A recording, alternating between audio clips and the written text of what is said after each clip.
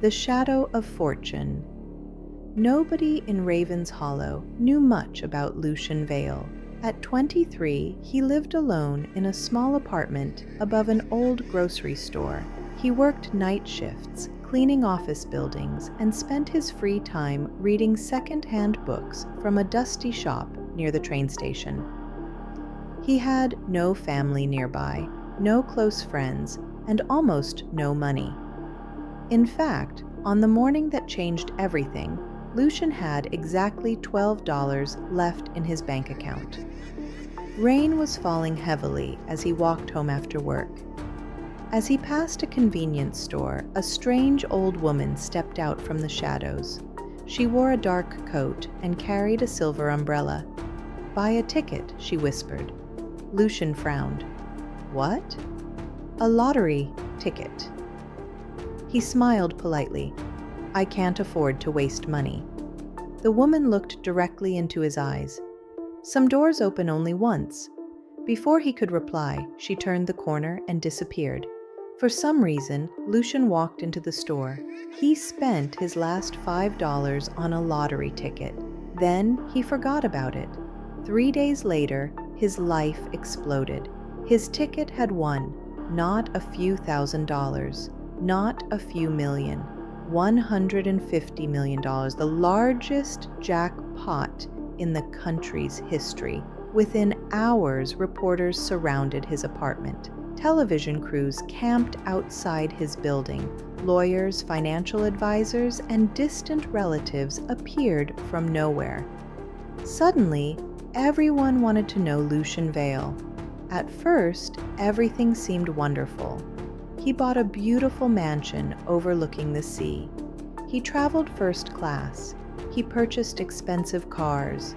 People smiled whenever they saw him, but after 2 weeks, strange things began to happen. Every morning, Lucian found mysterious envelopes on his doorstep. There was never a sender's name. Inside each envelope was a single photograph. The first showed him sleeping in his bedroom. The second showed him sitting alone in a restaurant. The third showed him standing on his balcony. Someone was watching him, constantly. He hired security guards. They searched the property, found nothing. The photographs kept arriving. Then came the messages. Written on the back of the photos were short sentences. "You were chosen. The fortune belongs to the shadow. The debt must be paid." Lucian reported everything to the police. The investigation led nowhere. No fingerprints, no security footage, no suspects. Weeks passed. His fear grew. Then one night, he received a fourth envelope. Inside was a photograph of the old woman who had told him to buy the ticket. On the back were 3 words: "Find her now." The next morning, Lucian began searching. He visited every neighborhood in Raven's Hollow. Nobody recognized her. Finally, an elderly bookstore owner stared at the photograph and turned pale. "Where did you get this?" he asked. Lucian explained. The man's hands trembled. "That's impossible." "Why?" "Because that woman died 20 years ago." A cold silence filled the room. The owner pulled out an old newspaper. There she was. The same face. The same silver umbrella. According to the article, she had been a wealthy widow named Eleanor Graves. She had disappeared during a storm and was later found dead near Blackwater Lake. Lucian felt his stomach tighten. That night, he couldn't sleep. At exactly midnight, his phone rang. A distorted voice spoke. "Go to Blackwater Lake." The line went dead. Against his better judgment, Lucian drove there. Fog covered the water. Moonlight reflected across the dark surface. Near the shore stood a small, abandoned cabin. Inside, he discovered dozens of photographs.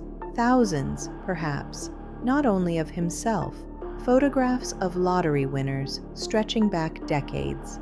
Each person's picture was connected by red strings pinned across the walls. At the center hung a faded newspaper headline: 17 lottery winners die under mysterious circumstances. Lucian's blood turned cold. Every winner had become wealthy overnight. Every winner had later disappeared, and now his photograph hung beside theirs. Suddenly, footsteps echoed outside. Lucian ran. A shadowy figure chased him through the fog. Branches scratched his face. His heart pounded wildly. At the edge of the lake, he slipped and fell. The figure approached slowly.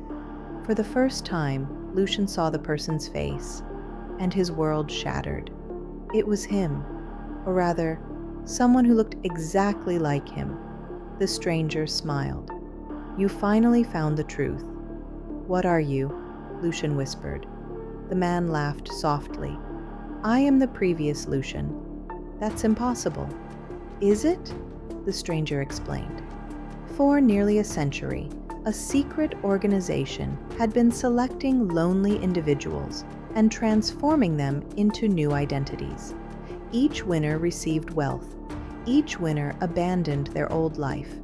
Eventually, a replacement was created. The fortune was never real. The identities were never real. Everything had been manufactured, including Lucian himself, his childhood memories, his apartment, his job, even the lottery, all of it, a carefully designed illusion. "You were created to take someone else's place," the stranger said, "and now someone new has been created to take yours." Lucian felt his mind collapsing. Nothing in his life had been genuine. Nothing. The stranger pointed toward the distant road.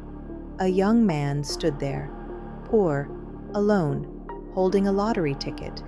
The exact same scene was beginning again. The cycle was repeating. Lucian looked back toward the lake. The stranger had vanished. Only fog remained. The next morning, police found Lucian's abandoned car near Blackwater Lake, but Lucian Vale was never seen again. Years later, another record-breaking lottery winner appeared on television, a quiet young man from Ravens Hollow. When reporters asked how his luck had changed overnight, he smiled strangely, and for just a second, his eyes seemed familiar, very familiar, as if somewhere, deep beneath another identity, Lucian Vale was still watching, waiting for the cycle to begin again